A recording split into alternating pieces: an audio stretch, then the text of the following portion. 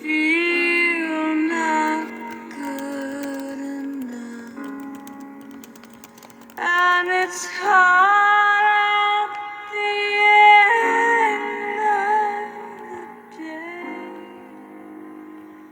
I need some distraction. Oh, beautiful release. Memories seep from my veins and may be empty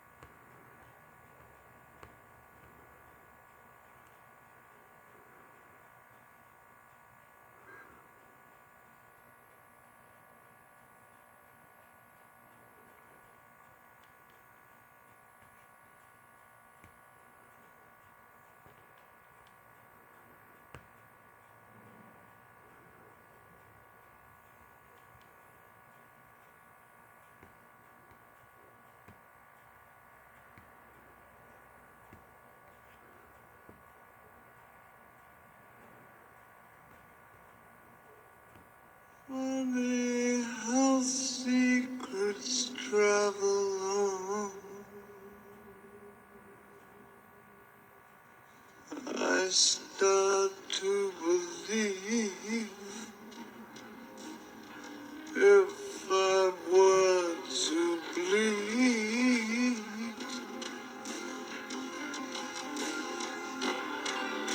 this government shakes his hands goodbye.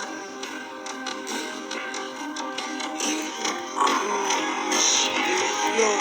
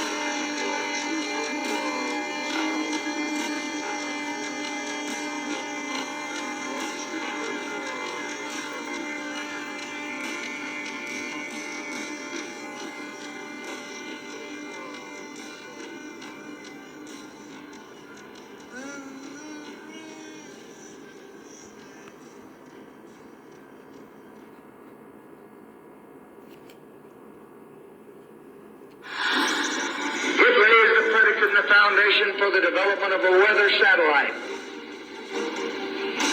that will permit man to determine the world's cloud layer and ultimately to control the weather, and he who controls the weather will control the world. By trampling upon the helpless abroad with unchecked surveillance, Americans have learned by a natural process to endure with apathy the same at home. That's a timeless nugget of wisdom from Samuel Clemens, aka Mark Twain. Countless times a day, I find myself cursing under my breath at the willful blindness and seemingly endless apathy of so many in the human race. And not just blindness and apathy, but a gleeful willingness to pretend that nothing's wrong, so that they can justify their participation in the loot, plunder, pillage, and pollute party until the last possible moment, which now draws very near. For all those that don't yet realize it, or who aren't willing to face it, the party's over, and it's not coming back. And you can quote me on that. The age of man, known as the Anthropocene epoch, is in its death throes. Those that roll their eyes and scoff at such a notion won't have the option of denial for much longer. Shortly, breaking reports on the most dire and immediate threats we collectively face. You're listening to the weekly installment of the non-political, commercial-free Global Alert News Hour. This is installment number 342 of the Bad News broadcast for February 26th, 2022. This is Dane Wigington, your host. Facing bad news isn't about being pessimistic. It's an act of personal responsibility. Dire realities must first be faced before they can be changed, and that effort will take all of us. Time isn't on our side. Every day counts in this battle. Global Alert News is brought to you by geoengineeringwatch.org, the largest and most visited website in the world on the subject of climate intervention operations, known as geoengineering, aka solar radiation management, cloud albedo enhancement. The science terms go on, but the bottom line is there's nothing benevolent about what's occurring in our skies. The commercial-free, non-political Global Alert News Hour is now broadcast on AM and FM stations in Northern California, Texas, Alabama, Florida, Denver, Washington State, Oregon, the Northeast, and most recently Sacramento, San Diego, and San Francisco. Geoengineeringwatch.org wishes to express our deepest gratitude to those that have helped us to expand our reach, i.e. our voice, in this desperate effort to sound the alarm. And about sounding the alarm, please help us to share the groundbreaking documentary titled The Dimming, which fully exposes the climate engineering atrocities. The best way to share this documentary is by circulating the direct link to The Dimming from the homepage of geoengineeringwatch.org. Sharing directly from our homepage helps us to overcome social media censorship. And for our on-air listeners, there will be an extended version of this broadcast posted on the homepage of geoengineeringwatch.org, as there's just too much for me to cover in the on-air time slot. Moving on. The climate engineers are desperately whipping up winter weather whenever and wherever they can. But as the planet continues hurling toward total meltdown, the chemical ice nucleation cloud seeding operations and the weather whiplash scenarios they spawn are becoming ever more obvious and destructive. Stay tuned for much more on that subject.